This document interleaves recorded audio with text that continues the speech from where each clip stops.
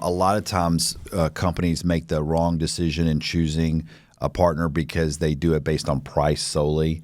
And so they'll be like, well, I don't want to reach out to an agency because, they're going to be, $5 or $10 or $20,000 a month and I can't afford that. And so they'll just go with the lowest. I can just pay my niece $2,000 a month. And, you do get what you pay for. You're thinking you can hire an agency for a couple grand a month.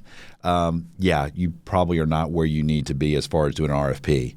And you need to understand that if you really want to be serious, you're going to have to put a serious proposal, because if you're hiring somebody for $2 or $3 grand a month, how much of your time do you think you're really getting from them? Hey everyone, welcome back to MasterMined. I'm your host, Mark Scrivner, and I'm joined today with my brilliant co-host, Lee Pepper. Lee, welcome to the show. Mark, thank you so much. Love being here. I mean, what a great, crisp morning. Well, hey, listen, I'm really excited about this episode today, Lee, because we're going to break this into a two-part series. Today we're talking about something that every behavioral health organization faces at some point, how to choose the right agency. And just as important, once you hire that agency, how do you actually get results out of that relationship? Because a bad agency fit can cost you money, time, energy, and momentum in your business. But even a great agency can fail if the relationship you structure is not structured the right way. So today we're going to break it into a two-part series. Like I said, the first part is how to select the agency partner. And then the second part is, now that we've hired that agency, how do we get the most out of them and how do we get results? So excited to jump in. We're going to jump right into it. We've worked together on this a lot, is the RFP process, request for proposal, or in the agency world, we sometimes call it request for punishment. So, Lee, we're going to break it down. How do you make it easy on an agency? And then at the same time, how do you get the most out of them to determine if they're the right fit? Mm-hmm. Yeah, Mark, I first got, introduced to the RFP process when I was working at Perot Systems. So, for listeners that know my background in behavioral health, they may not realize that for many years I worked for Perot Systems, Ross's IT services company, and they were very disciplined. Everything that we were responding to in the market was through RFP. So that was part of my nature when I got to Foundations.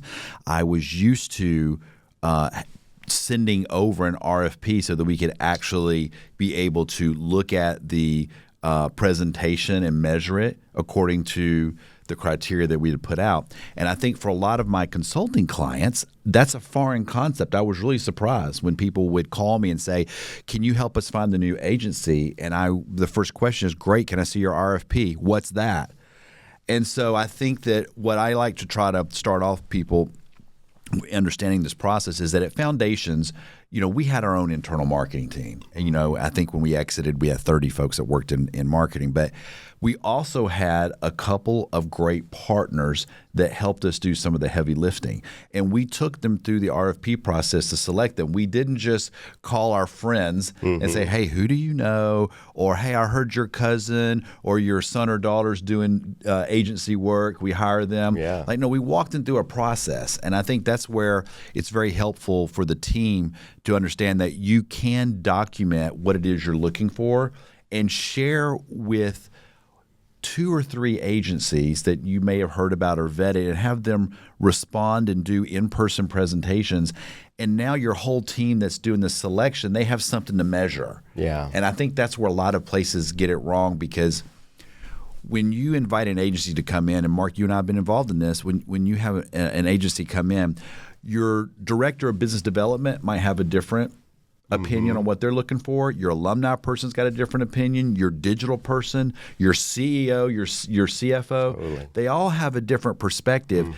And if you don't take the time, and it doesn't have to be a bureaucratic nightmare, this can just be over a few hours, but if you don't take the time to document what it is your company is looking for, then your agency has no chance. They might win the contract, but then they're going to be in a real world of hurt over the next few months as they go to implement, because they're going to have all these different decision makers with a different opinion on what success is. Yeah, and they all have partners probably, or relationships with a different organization, different marketing partner, whether it's a solopreneur, agency, whatever that they want to bring into the mix too. How have you seen that programs can like get away from that or streamline that? Because there could be 10 people that we're having to evaluate versus a couple. Yeah, I think it's really important to make sure that if you don't go through the process of documenting what it is that you're trying to get out of your agency relationship, you're really going to have a hard time succeeding. And this idea that you can just hire, I know this person from my previous company, I'm going to bring them in. Like, that's a real mistake if you don't still take them through the RFP process. You might want to invite them to come in and do the proposal, but if you don't take them through and document, that's a real red flag to me when somebody calls me and I'm getting involved with them and I ask to see, how did you choose this agency, and they have nothing documented. I know right there that there's a problem. Yeah. And we've had situations, Mark, because Snapshot has been involved in a few of my clients' process where even the current agency had to go back through the process. Like, it wasn't that we just said, no, you're fired. Because sometimes I believe that the agency is probably not the issue. The issue is understanding like what you're asking them to do, and do you have the correct budget set up. So I always invite the current agency who my customers generally are mad at, but hopefully as I'm working with them, they start to understand, okay, they may be responding to misaligned incentives or misaligned direction, and so I think that's been beneficial, because you do want to have them walk through this new process. It's a very good point, yeah, because you're bringing clarity to an agency that's been working with them, but they may have been asking for the wrong see it all the time. Yeah, we see it all the time, Mark. I mean, I've got clients that, an agency might be brought in to do, they might have, let's say they've got a person who's doing social media. Great, they don't need to do the social media component. But, maybe they're lacking in the SEO. Maybe they also need some help doing some setting up a new booth for a conference, so to speak, or some swag. And all of a sudden, if you're not careful, they start spending more and more of their time, say, doing something like conference material or swag. And it's like, well, hold on now. That's fine that they can do that, but the real impact, positive impact to your business might be on the SEO side. So, if you don't document it, they can quickly get out of alignment, because the agency is just going to do what they're being asked to do. Yeah. And that's where I have found a lot of times is the CEO or the CFO doesn't realize the demands that are being put on the agency, and if they're not, if they don't have real clear communication, things can get out of alignment quickly. So, Lee, let's break it down for the audience in one sentence. What do you see as being the biggest mistake that programs make when going through that RFP process? I think one of the biggest mistakes is that they do not have the agencies do a presentation within the same period of time. So if you're going to have, say, 3 agencies that are going to compete for the RFP, they need to be doing three presentations, hopefully in person. I really like the in person over the virtual at your location. And I think they need to be all within that week so that you can really document. And you need to have a very tight group that's going to be involved in making those decisions. The agency needs to know who's going to be in the room.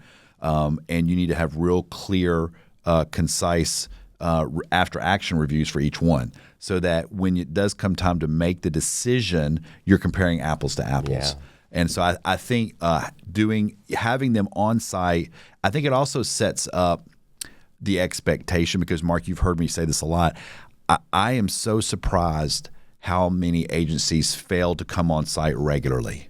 And I think it's a huge miss, not only for the agency, but also for the company. If you hire somebody and they're not at your location at least every month or every quarter, that's a huge problem, because they can't be doing great work if they're not there sitting with you, understanding all the changes and the nuances of your program.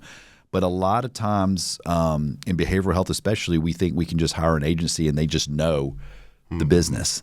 Well, they might know healthcare. They might understand behavioral healthcare, but they don't necessarily know your interesting solution that you're providing. Yeah. Lee, as we talk about the RFP process, request for proposal, I bet there's probably programs out there that don't even know how to structure it.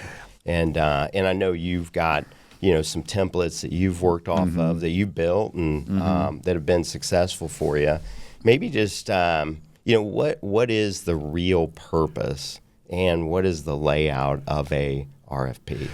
Mark, I'm so glad. I had printed out one of my RFPs, and I've developed my RFPs before AI. So now you can probably get amazing RFPs if you just want to go to Claude or ChatGPT.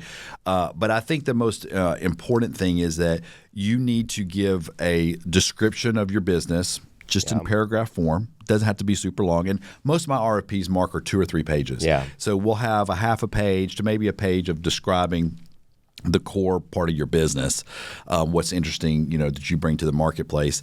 And then the second part is explaining your team and how you envision your team working with the agency. And then the third part is you're telling the agency what they need to include in their proposal.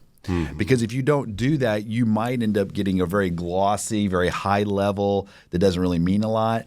And what I like to do is give like in this example here that I printed out, I had 10 things that I explained. I want very detailed. I want to actually see some meat. Yeah. I don't want just a glossy marketing brochure. I can already get that from the website. I want to know your specific responses to these questions. So one of the very first question that I have on all my proposals is, what is your process in developing website content? So I want to understand. The reason I ask that question is I want to know, are you offshoring, or do you have full-time staff, or are they 1099 contractors? I'm not going to necessarily cast aspersions on anyone, but I need to know who is involved in creating this content about my business and my team. And so most agencies are willing to share that with you. It's not a super corporate secret, but you need to understand how they are creating it. And then the second part of that, which is now kind of important with AI, you need the agency to explain how that content is created and how AI might be aiding in it. It's a very appropriate question. I don't have a problem with AI being involved in creating content because all these AI bots probably want you to do that. But it just needs to be above board. Tell me exactly how you're creating my content. Yeah, that's a great point. And that's one question with with 2 parts. And again, this is not something super technical, Mark. I mean, this is you. It's almost like you could have a conversation with your director of marketing, and you could create your RFP pretty quickly. Yeah. And I've got more as we're going on with this conversation. But you kind of get the gist. Just write it down. What are the programs what's the most important thing that they're trying to learn through this process about the agency? Wow, that's a great question. I think that you want to understand from your agency the authenticity.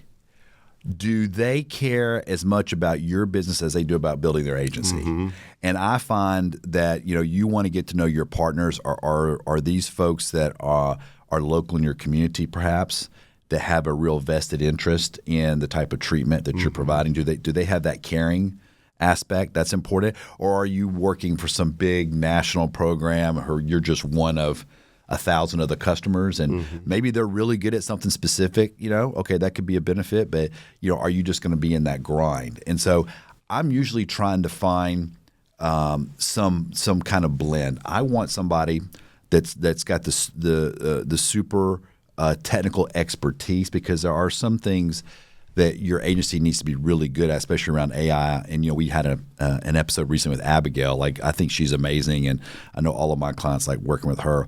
But I also need to know that some of your content creators have that heart, and that maybe they're even local. So there's a blend, if that makes sense. Yeah. And I think that for most people, you've got to be demanding on both fronts. You can't just hire the agency down the street because they share a wall with you, and I know they're struggling trying to start up. Okay, but if they don't have that technical expertise, you're going to be wasting a lot of time and money.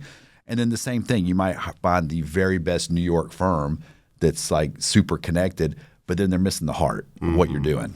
Yeah, and I guess industry expertise as well, right? Well, it's funny, Mark. I do believe that having some experience in behavioral health is very helpful, and it's something that you should talk about with your team.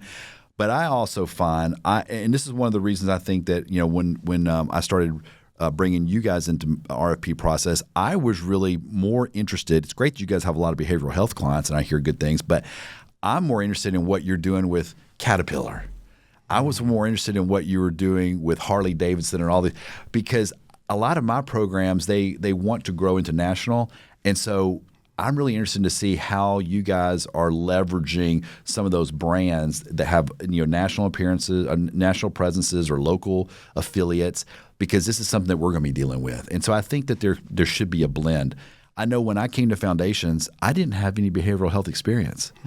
They hired me because of my background working for Ross Perot, and then I'd been working in digital music at the advent of websites and digital marketing, and I learned what I needed to learn on the behavioral health side. So I think there is some of that. Yeah. Well, I've got an opinion on this, but I want to get your thought on just, what separates a good RFP from a bad one?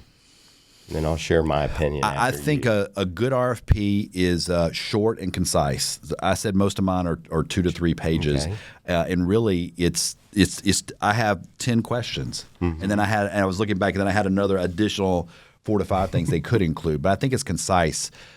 I feel like some presentations that I've been a part of, they kill you with information. And what I really want to know is I want to know the specific answers to these 10 questions, because I'm looking for a partner that when we're having monthly meetings, that I'm not just being shown a whole bunch of data points and they're not really connected or impactful to my business. And so this is where I'm trying to start that process off. I want to know we've identified, we know our business, these are the 10 things that we're interested in, and then go.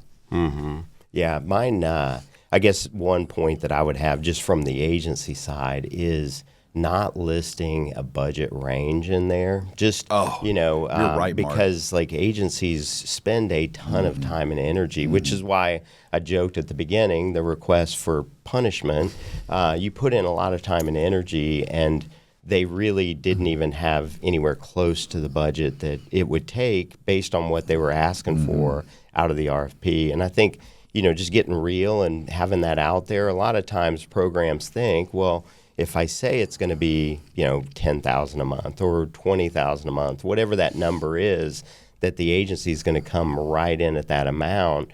And really what an agency is trying to think about is how do we maximize the amount of effort and energy we could put into the account based on whatever the budget is, and what are the most important tactics that we can go do that are going to lead to, an increase in census, which is what, everybody's looking for. And so that's one thing I see kind of missing in a lot of RFPs. I think that a lot of times companies make the wrong decision in choosing a partner because they do it based on price solely. And so they'll be like, well, I don't want to reach out to an agency because, they're going to be, $5,000 or $10,000 or $20,000 a month, and I can't afford that. And so they'll just go with the lowest. I can just pay my niece, $2,000 a month. And, you do get what you pay for. And so I'm always trying to recommend, and we had an episode on this, and I think Jeff and I were really had some good commentary on this. But I grew up with Foundations and at the Meadows too, that we need to be 10% of net revenue on marketing. So I always kind of knew what our budget was. But I find that when people push back with me, when I might be recommending them to create a budget with an agency in that 5 to 20 range, I can't afford that, Lee. And I'm like, okay, but that is 2 or 3 admissions maybe, depending on if you're cash pay or if you're in network. So I tend to always just say, listen, if having a great agency partner is important to you, you've got to understand that if you make a better decision, that's going to be a plus 2 or 3. I mean, it has to be, or why would you even be thinking about changing agencies? Yeah. And I think when we start to frame it about the impact, the positive impact that the right partnership can have, or the negative impact is pretty huge. It's similar to when you make your first few hires for your internal team. If you're going to hire a director of marketing or a CMO, if you're going to hire your director of admissions or director of BD, those can be super impactful. And you're probably not hiring them if you don't think they can't help you grow your admissions and your conversions, at a pretty significant rate. Totally, yeah. What do you think that what components are the most important? I know that you've got, hey, we've got a list of like 10 questions we're going to ask. What out of those questions do you think are some of the more important ones? Yeah, so I underlined a couple of things that I wanted to point out. So when we talked about what is the process for content, I also want to understand you need to define what are the conversion metrics that you're going to hold your agency accountable to. And if you don't take the time to define that, you're going to have issues later on with if you're debating, your census challenges, so to speak. So I like to define that, as an example, that we're going to look at, as an example, the number of phone calls to leads versus phone calls to admissions. So that's kind of a nuance. I like to have the agency responsible for the leads, and then I let the admissions team be responsible for converting that lead to the admission. Now, they're all going to be working together, but I can't hold the agency necessarily accountable for the admission because they're not taking the phone call. They're not scheduling. But I can hold them accountable to the lead, and this gets important because not all leads are created equal. And so, are your leads then, and you need to document this, are you going to define how you define the lead, but then are you looking for leads from forms, web forms? Are you looking for leads from SEO calls, PPC calls, social media calls? These are all things that you can easily define, and your agency will thank you for that because now they understand what the marching orders are. When you hold your agency accountable for admissions, I always find it's a recipe for disaster because they're not there in the rooms 24 hours a day, taking the calls, listening to the calls, and you're probably not paying them enough to do that. So that's a big one. The other thing is the data. So you need to be very clear with what data you're going to share with them, and you need to share a lot of data with them because if you will share a lot of data, they can optimize. I always find it funny that we're afraid to send them pieces of data, but yet we want them to try to optimize our programs. So give them everything because that's a good point. They're your partner. They are they are your outsourced fractional CMO or the assistant to the CMO, and that's where if the relationship's important, because if they're on site once a month or once a quarter, they're going to be seen as not just a vendor. But they're going to be seen as a key person on your team, which I think is super important. And they need to be on the calls too, not just to defend themselves like in the punishment category, but to be offering up really positive solutions. And then, so that's two. The third one that I think is also important is, and I put in here, do you have examples where your work extended to a lifetime relationship? And this is one that a lot of programs miss. I want to work with agencies that have done some work with philanthropic organizations. I want to work with agencies that have worked with like universities or private schools that have an alumni base. I want to work with agencies that have worked in some of the concierge services, like maybe specialty dental care or cosmetic, because now they're starting to understand kind of a little bit of our business. It's not behavioral health care, but it brings in some best practices, because if you can have an agency that understands the lifetime, you're going to be able to wring out a lot more value on these leads they're bringing to you. God, Lee, man, those are some great points, and I hope every program owner, every executive team is listening to this, because they are so important, and actually they are what agencies desire. We want to know, how are we going to get measured? What are you expecting from us, and how can we be the biggest benefit to you in the long term? Because no agency wants to take on a new client and it churn after 6 months or a year because of missing expectations. So, and I know we're going to cover that a lot in the next episode, but what do you see as one missing component on a lot of RFPs? Is there any one? I'll tell you one that I always ask about is who is the agency's team? And, I want to know, because I'm hoping that the agency that's replying, that they're bringing their brain trust.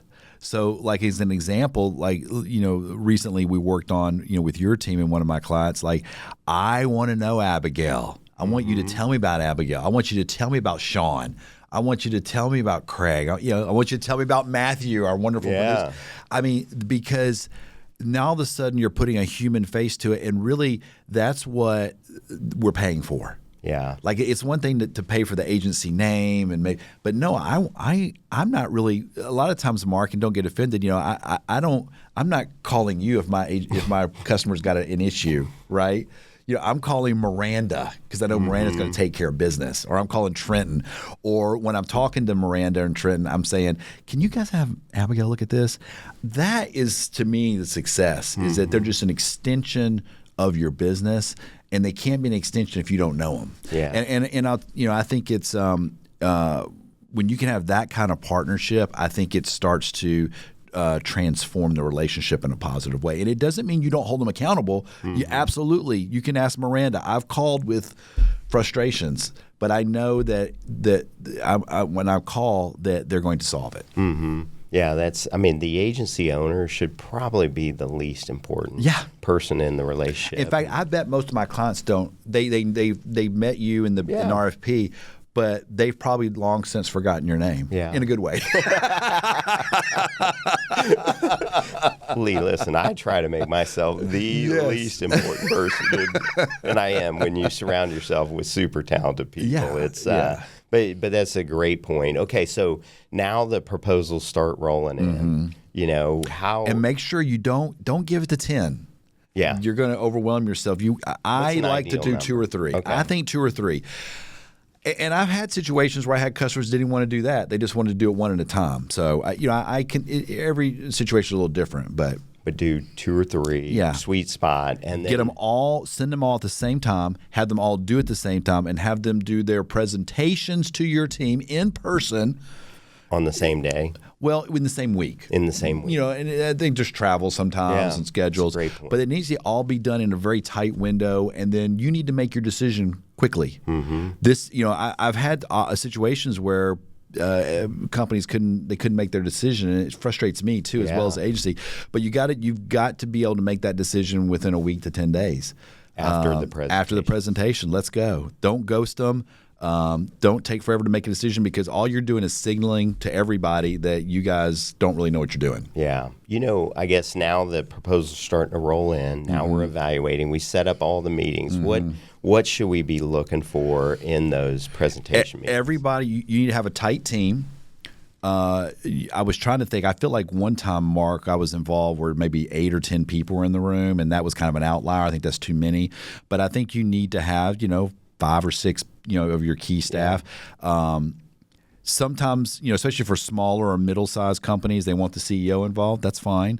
But usually the CFO's involved. The CMO, if there is one, or director of marketing. I think the admissions team needs to have representation. I think business development, alumni. I think your key people there need to be involved, and they need to see the RFP. They need to have read the RFP and understand what is it that we're judging this presentation on. Because if you don't have your team spend some time and understand that, then how are they going to afterwards, in your after action, how are they going to measure? They can't. And so you want to make sure that you're measuring to what you wrote down. That's what you're judging it on. So beyond the deck and beyond the presentation, what kind of things should I be looking for out of that agency relationship? I think that you get the formal presentation, and generally, I think we've usually allowed about 45 minutes in presentation time, and then we allow 15 to 30 minutes for Q&A. And many times we then go to lunch. Okay. Or have some kind of time where some people can kind of because now you're going to be able to have some dialogue in a different setting, which I think is important. But you definitely want to have time for Q&A. And that's where you can start to kind of separate the wheat from the chaff, because you're going to have this RFP process where they had time to study and do a presentation. But on the Q&A, this is where you can start to go a little deeper on maybe some parts of what they were presenting to kind of see if it's for real. Okay, that's a good point. Yeah. What's what is like a red flag that no program if they come in, if the agency comes in, I'm sorry to interrupt you, Mark, but if an agency comes in and says you need to be spending $10,000 a month on PPC, that's a red flag. Like, you can pretty much shut it down right there because they don't know your business yet. They don't really, and I think that that's a huge mistake for people to throw that. I feel like agencies, when they start throwing out numbers like that right off the bat, or I think you need to be doing this much on Meta ads or this much on Reddit ads, those are like red flags to me, that they're just trying to throw out a low number to try to, get you to go, oh, well, they said that you could do it for this. They really don't know. They're just trying to. Well, that's interesting. I guess staying with the pricing, like how should we start to think about like the pricing when we're I think there has to be. I think the company going into it, before you engage an agency, you need to understand a little bit about, like I mentioned, 10% of net rev. You need to have in your mind what is a range, and I think there needs to be a range. Yeah. And I think that before, if you're thinking you can hire an agency for a couple grand a month, you probably are not where you need to be as far as doing an RFP. And you need to understand that if you really want to be serious, you're going to have to put a serious proposal, because if you're hiring somebody for $2 or $3 grand a month, how much of your time do you think you're really getting from them? And I think that that's where people don't understand that if you really want to have the best people, and you do, and you want to have somebody that really cares about your program, what you're doing in the community, you can't do that always, for these $2 or $3 grand a month. And it may just be that you're not at a point where you need to even hire an agency, and that's okay too. There's ways you can do things, internally. But I think the company needs to really understand their financials and be able to back it up and be planning for a year. Yeah. Not just saying, oh, okay, I'm going to sign this and I hope we can make it next month. If your cash flow is that tight, don't risk it. Yeah. You made a great point, but I think a lot of programs, they think hiring the lowest cost option is a great option. And I'm sure you see a lot of times it is the most expensive option Absolutely. that they just picked. Yeah. Mark, I've had a couple of agencies, a couple of times where, we came in at a lower, at the bare minimum, but then within 3 to 6 months, they had already doubled what they were spending with the agency. And I think that, that potentially can work. But I think for most of my clients, what they want, you mentioned this very early on, really what they're looking for is trust. Because nobody that I work with is going to say no to turning on more leads that eventually lead to good quality admissions. And then you think about it from the clinical perspective, getting people more help. Nobody's going to turn that down. But for so many smaller, mid-sized behavioral health companies, the trust is not there to understand, are they really getting what they're paying for? So that's why I think if you do this RFP process, if you develop a regular cadence of in-person meetings, you start to understand that an agency can be an extension of your team, and you can start to have that trust so that if you need to turn things up or down, you can do that, fairly rapidly. Yeah. I guess now that we're at the stage, we've got them all in, they've all presented, we're getting ready to make the final decision. When it comes down to making that final decision, what do you think matters the most? That's a very interesting question. I find that people, you kind of get two camps. I find that you'll get a camp that is solely making it based on the price, right, wrong, or indifferent. It's a factor. There are certain groups within your team that's reviewing that's only going to be focused on the price, and then you're going to have another group that's more relationship, and they're based solely on, well, I liked Mark or I liked Lee. And so those are the two kind of competing. And I think what has to happen is there has to be this third leg. Like, I want to see defined examples of success so that I can then kind of weigh the financial and the relationship. But I want to know that, no, they have actually executed and done this. Maybe not always in behavioral health, maybe in some other interesting verticals. But I think that's really the third leg. You have to be careful not to go all in on price, all in on the relationship. You got to have that third leg, which is going to be, I don't know, I need to come up with I wish Jeff was here to come up with a funny term, but that needs to be, kind of proven success. Yeah. Well, that's a great call. I was going to say in the RFP process, one thing just based on programs that we've worked with in the past that they've had an agency partner. I think having well, show me how you're going to report. Do you have a dashboard that you share with the team every month, every quarter? What does that reporting look like? Yep. And then what's the dashboard look like that you do report the numbers? Because a lot of times we've taken over, relationships where they've never even been told what that $5,000 a month spend for SEO has done for their program, or the digital ads. It's like they don't even know what spending that $5 or $10,000 gets them. No, you're right, and you all and some of my other partners, have wonderful, robust reporting, and that's new to a lot of programs. A lot of programs are still doing it by hand or just in Excel, which is fine. I use a lot of Excel, but I think that again, being at the table and agency being at the table is so important, so that you all are sharing these numbers, that they're not foreign. And a lot of times, most of the small, medium-sized companies, they're just reporting whatever's coming up from their internal team. It's a value add when the agency can come in and say, let me give you all this other metrics that are important to your business, especially when you're thinking about building this value, and for companies that are looking at growing or wanting potentially to sell. That's super important. I always say, remind people, when I was at Foundations, we had 164 websites, and you wouldn't do that today. That was what you had to do back, 10 or 15 years ago for SEO. But each of those websites had a value. They were value. So when we went to exit, they had a value. And I think that a lot of times behavioral health companies are not looking at their marketing as having a value, but it does.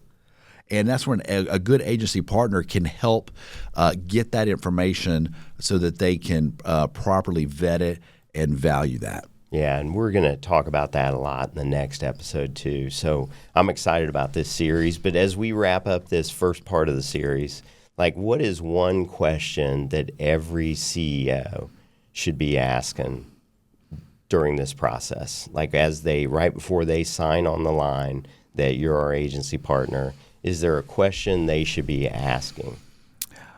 I'm going to go back to the relationship. I think the CEO needs to understand how often that you or your team is going to be on site with them, and how often is his marketing team going to be on site with the agency. You don't want to have a situation where the CEO hasn't seen your face, the agency face, in 6 months or a year, and vice versa. That market, because there's so much that both sides can learn. The agency has a lot to learn that can benefit by coming on site and understanding the treatment that your team's providing. And your internal marketing team can learn so much from the really specific expertise that most agencies have. Yeah, that's a great point. Yeah, having them come visit the agency, that's great. We love it. Agencies love it when clients come and sit in the space and experience the team and build those relationships. We're always talking about, with admissions teams, how, the really great admissions teams do lunch and learns on a regular basis. Every month they're having, a clinician come in and present, or an interventionist come in and present. It's the same thing with the marketing team. The agency needs to be coming in and presenting, and then they need to be going to the agency. They need to be maybe going to similar conferences. I mean, it's all learning and growing together at the benefit of those that we serve, which are people that are in active crisis and addiction. Yeah. All right. Well, so we've covered how to think about the RFP process, how to evaluate agencies, and ultimately how to choose the right agency partner. But here's the reality. Choosing the agency is actually just the easy part. Now, the hard part is what happens next. And that's where most organizations get it wrong, Mark. They've signed on the dotted line. Now all my problems are solved, right? Yeah. So in many cases, it's exactly where things start to break down. It's so in this next episode, we're going to unpack how to actually get results from your agency relationship. We're going to talk about what goes right, what goes wrong, how the programs can set this relationship up for success. And if you've hired an agency recently and you are not getting the outcomes that you thought you were going to get, then you need to stay tuned for this next episode. Yeah, well, we're going to see you in part 2. That wraps up this episode of MasterMined. Thank you so much for joining us. And remember, MasterMined is not just a podcast, it's a community. So don't forget to comment, subscribe, and review us. Your feedback helps us continue to bring you content that's relevant and relatable. Thanks again to our sponsor, Snapshot, a digital media marketing agency. And thank you for joining us on MasterMined, your behavioral health playbook.